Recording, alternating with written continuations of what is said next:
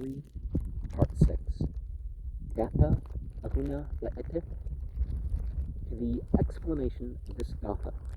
The whole of the first volume of the author's German work on the Gathas, containing 246 pages, is devoted.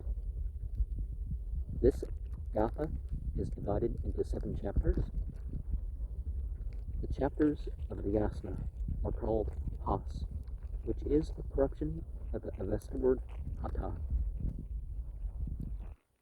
Yasna 28 to 34, Westergaard, which comprise 101 verses, all of them being composed in the same meter described above. In page 144, we are in page 146. As to its contents, it resembles more a collection of scattered verses than one continuous whole. It is even doubtful whether the author is always the same, the style being now and then different, but in consequence of one and the same spirit pervading the whole Gatha, we must admit that it all probably belongs to the same age. We have in it, in all probability, the sayings and songs of Zarathustra himself, mixed with those of his disciples, Jamaspa, Vishtaspa, and Frasha Ashtra. Thus, for instance, the following verse, Yasna 28:7, must be considered as the composition of one of the disciples of the prophet. Come with the good mind, grant prosperity for life long by means of thy mighty words, O thou Mazda. Give both Zarathustra and us thy powerful assistance to put down the assaults of our enemy. Here, Zarathustra being spoken of in the third, and the author in the first person. We are fully entitled to ascribe the verse to one of his followers, not to himself. Now, in Revelation, by Revelation I don't mean the book of the Bible, in Revelation you have different references. Is it revelation about God? Is it revelation about whatever? So you have things change. It doesn't mean that the author changes. And you can look at some of these things linguistically from another angle and say, can't that still be the words? Or could that be say? The Quran, for example, has all this stuff. Say, O prophet, this. But it does make a good argument about that part. The heading of this Gatha, the revealed thought, the revealed word, the revealed deed of the righteous Zarathustra, the archangels, first sang, the Gathas. A full explanation of this heading is given in the author's German work on the Gathas, Volume 1, page 41 to 46. Is of high interest because it does not refer to this Gatha alone, but to all 5 indiscriminately. These introductory remarks are written not in the peculiar Gatha dialect, but in the common Avesta language, which circumstance shows clearly that they proceed not from one of the authors, but from a subsequent collector of these sacred verses. We learn from them that the Gathas were believed to contain all that has been revealed to Spitma Zarathustra, that he learnt them from the choir of the archangels who sang them to his mental ears when, in a state of ecstasy, his mind was raised to heaven. And that's very similar to the case of Muhammad, but things weren't left to tradition plain later what the revelation was, but you definitely have the same thing being represented in the tradition there. The term in the original is Yanim, which does not signify good, happy, as the Dasturs think, but anything seen when in the state of ecstasy, revelation or inspiration. This meaning is even preserved in the modern Persian word yan, a reverie of a fanatic, a trance, and from its words, well, I wouldn't say that. Somebody, a devout person, perhaps. The literal meaning is a walk, as may be seen from its use in the Vedic Sanskrit. Well, Samskrita is what they call that language. The root ya, to go, but applied to the gesticulations of a prophet or seer when in ecstasy, it means that he perceives with his mental eye in such an extraordinary frame of mind. The word to see is really used in reference to revelation in the Gathas. See Yasna 43:5, 31:8, 28:6. This application of the word is wholly in accordance with its meaning in the Vedas, where it is stated that the sacred songs, mantra, have been seen by the rishis. Translations of some parts of this Gatha will be presented to the reader. In the second section, Yasna 29, it is related that the Gaush Urva, the soul of the animated creation, in the Parsi or Pazan language, the name is corrupted into Goshurun, which is very likely preserved in the modern Persian Gauhar, nature. According to the tradition, it was the first animated creature in the shape of an ox, from which, after having been killed and cut into pieces, the whole living creation is said to have sprung. The slaughter of this primary ox, the supposed ancestor of the whole animal kingdom, is often alluded to by the name Gaush, Tasha, cutting off the ox, who was in the killer of this ox. Who the killer of this ox was not stated in the Zendavesta, but tradition charges this murder, of course, to Angro Ma'inyush, the devil. This legend about the origin of the animated creation apparently refers to sacrificial rites, the creation of the world being considered by several ancient nations as a sacrifice, by the Brahmins as that of Brahma himself, by the ancient Scandinavians, the people of the Edda, as that of the primary giant boar. So the soul is animated with crying aloud in consequence of attacks made upon its life, and imploring the assistance of the archangels. The murderer, frightened by this cry, asks one of the archangels, Asha, Arda Bahisht, as to who had been appointed to protect this soul of the earth. Asha referred him to Mazda, who is the most wise and the giver of oracles. Mazda answered that Gaush Verba was being cut into pieces for the benefit of the agriculturalist. Mazda now deliberated with Asha as to who might be fit to communicate this declaration of the Heavenly Council to mankind. Asha answered that there was only one man who had heard the orders issued by the celestial counselors, viz. Zarathustra Spitama. He therefore was to be endowed with eloquence to bring their messages to the world. And we have indication from all this that this likely happened in the age of Taurus.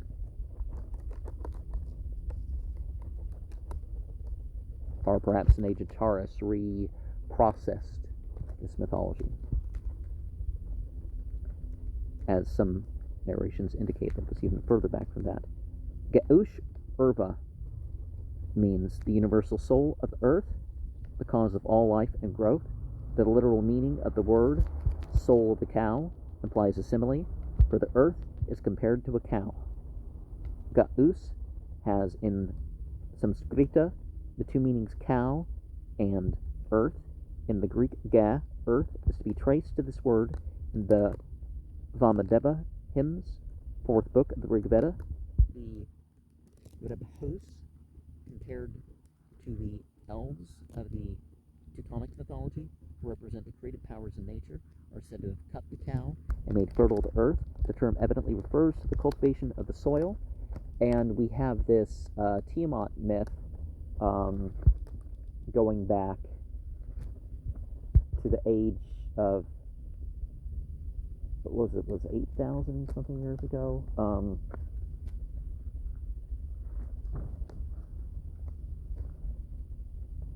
By its cutting and dividing, plowing is to be understood. The meaning of that decree issued by Ahura Mazda and the Heavenly Council is that the soil is to be tilled. It therefore enjoins agriculture as a religious duty. Zarathustra, when encouraging men by the order of Ahura Mazda to cultivate the earth, acts as a prophet of agriculture and civilization. In this capacity, we shall also find him afterwards. In the 3rd section of this Gatha, Yasna 30, one of the most important sections of the Gatha literature is presented to us. It is a metrical speech delivered by Spitama Zarathustra himself when standing before the sacred fire to a numerously attended meeting of his countrymen. The chief tendency of this speech is to induce his countrymen to forsake the worship of the devas, are gods, polytheism, well, what people consider to be gods. It's to bow only before Ahura Mazda and to separate themselves entirely from the idolaters. So the angel worship wasn't part of this at that time. In order to gain the object wished for, he propounds the great difference which exists between the two religions, monotheism and polytheism. That's really how it breaks down, right? Showing that, whereas the former is the fountain of all prosperity, both in this and the other life, the latter is utterly ruinous to mankind. He attempts further to explain the origin of both these religions, so diametrically opposed to each other, and finds it in the existence of two primeval causes called existence and non-existence. But this merely philosophical doctrine is not to be confounded with his theology, according to which he acknowledged only one God, as will be clearly seen from the 2nd Gatha. The following is a translation of the whole of this inaugural speech of Zarathustra, Yasna 31. I will now tell you who are assembled. Hear the wise sayings of Mazda, the praises of Ahura, and the hymns of the good spirit, the sublime truth, which I see arising out of these sacred flames. 2. You shall therefore hearken to the soul of nature. Get ush rva, see page 147, 148. We are not page 149. It is here evidently an allusion made to the legend mentioned above, i.e., to plow and cultivate the earth. Contemplate the beams of fire with a most pious mind. Everyone, both men and women, ought today to choose his creed between the Deva and the Ahura religion. Ye offspring of renowned ancestors, awake to agree with us, i.e., to approve of my lore, to be delivered to you at this moment.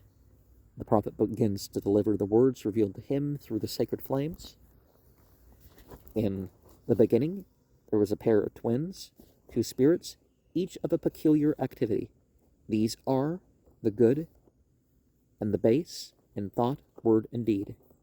Choose one of these two spirits, be good, not base. And these two in the beginning, verse 3, and these two spirits, verse 4, united created the first, the material things, one, the reality, the other, the non-reality. To the liars, the worshippers of the devas, i.e., the fire beings. It says gods, but, people treat things other than God as God, and some things are accepting of that, so those are, existence will become bad, whilst the believer in the true God enjoys prosperity. Verse 5. Of these two spirits, you must choose one, either the evil, the originator of the worst actions, or the true, the Holy Spirit. Some may wish to have the hardest lot, i.e., those who will not leave the polytheistic Deva religion. Others adore Ahura Mazda by means of sincere actions. 6. You cannot belong to both of them, i.e., you cannot be worshippers of the one true God and of many gods at the same time. One of the Devas against whom we are fighting might overtake you when in deliberation. What faith you are to embrace, whispering you to choose the worst mind. Akem mano, a superlative of achistem mano, meaning literally evil mind. It is a philosophical term applied by Zarathustra to designate his principle of non-existence, non-reality, which is the cause of all evils. Well, they did believe in a real being as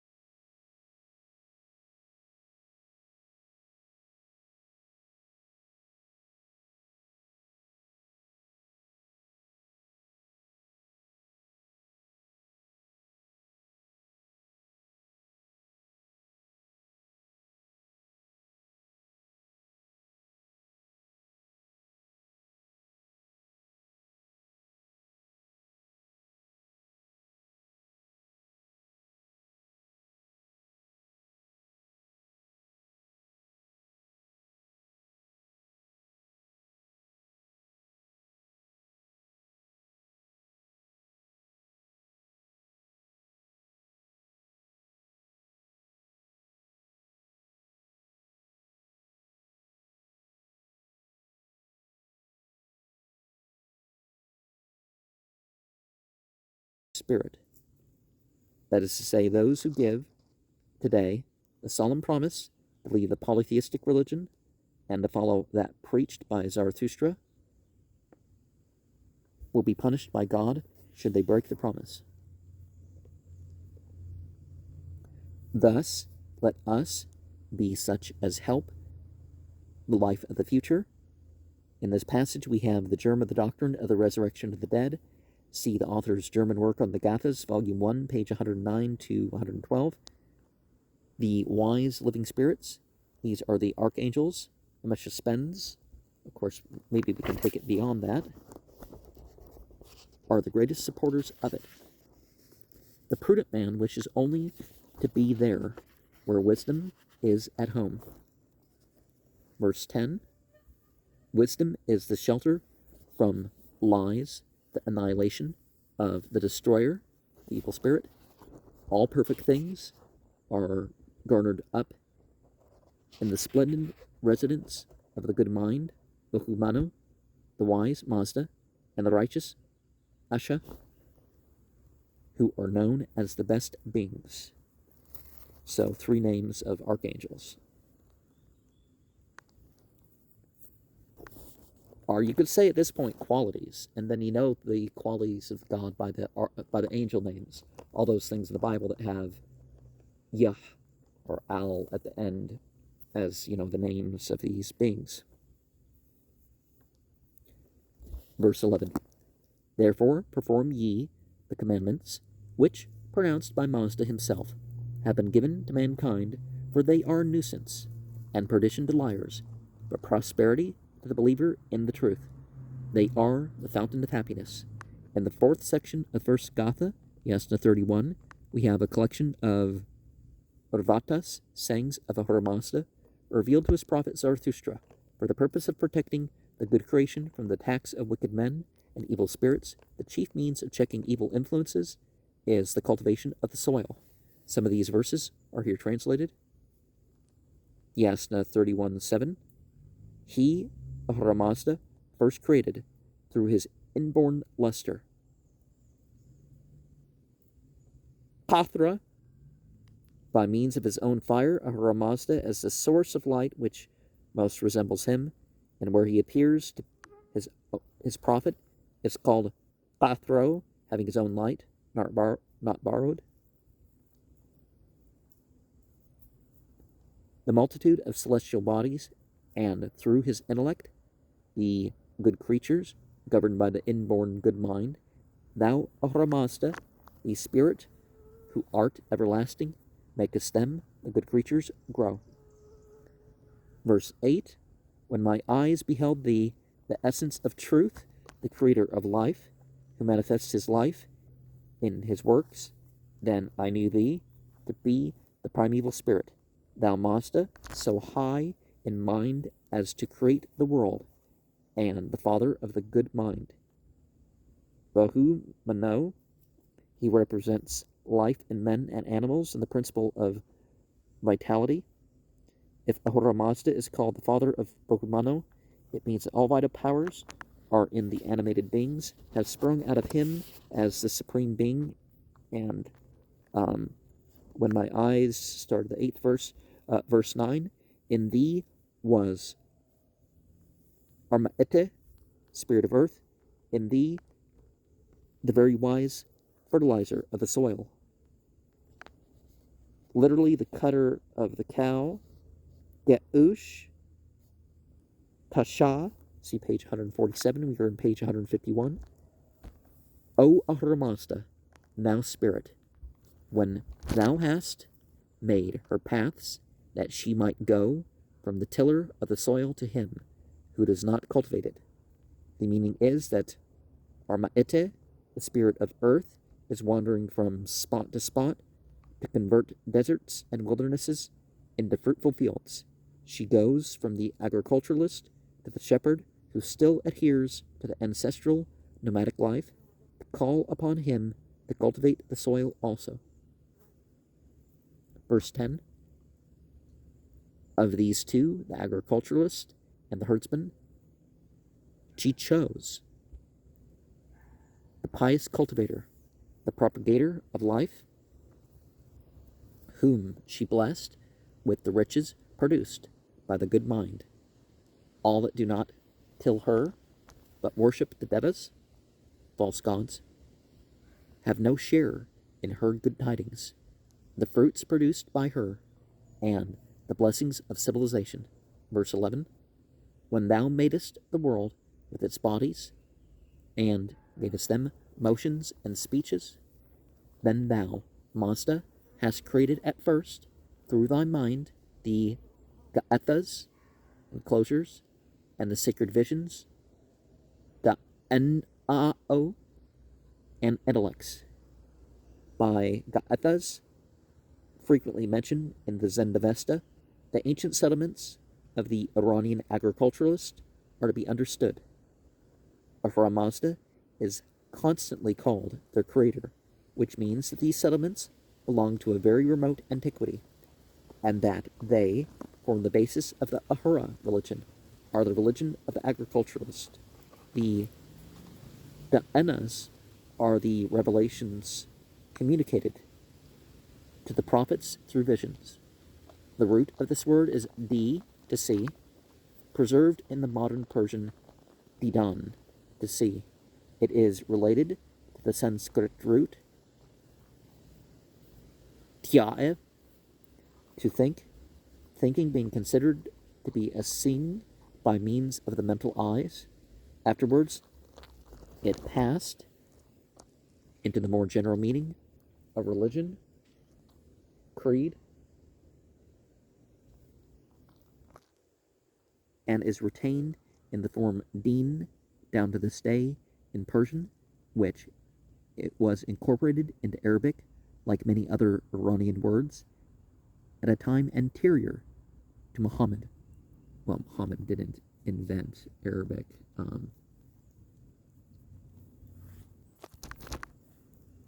This word is also to be found in the Lithuanian language, a link of the Aryan stock, in the form of da'ino, meaning a song, the mental fiction of a poet. Verse 18, do not listen to the sayings and precepts of the wicked, evil spirit, because he has given to destruction house, village, district, and province. Therefore kill them, the wicked, with the sword.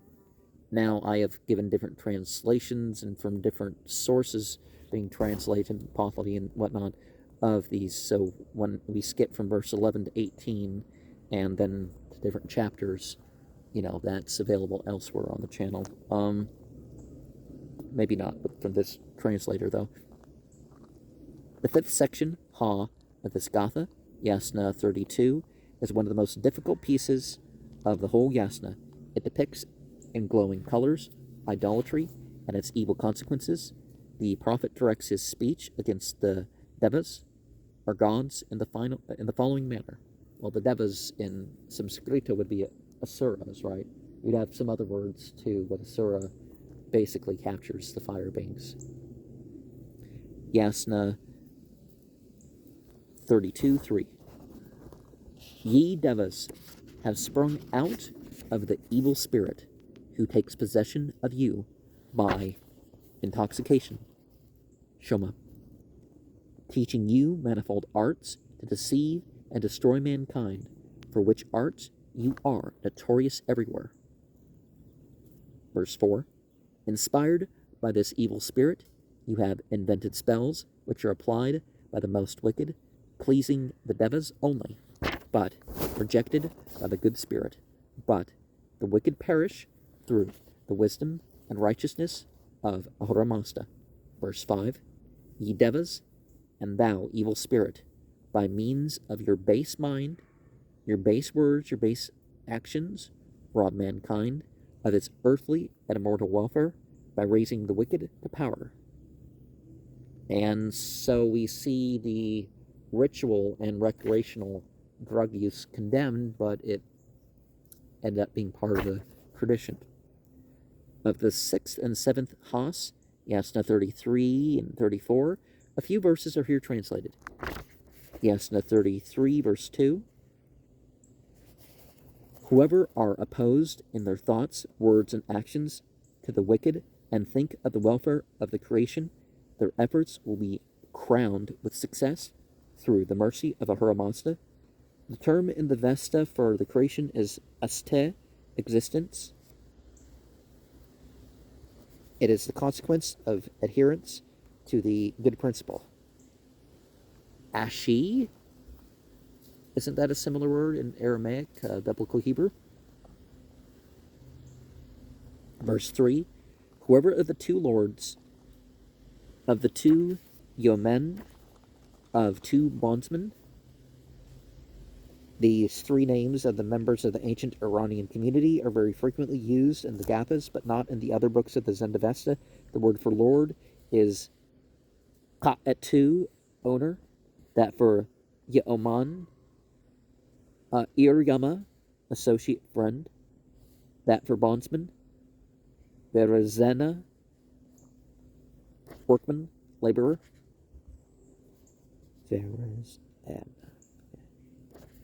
Behaves himself well towards a righteous man, an adherent of the Zoroastrian religion, and furthers the works of life by tilling the soil, that one will be in the fields of the righteous and good, i.e. in paradise.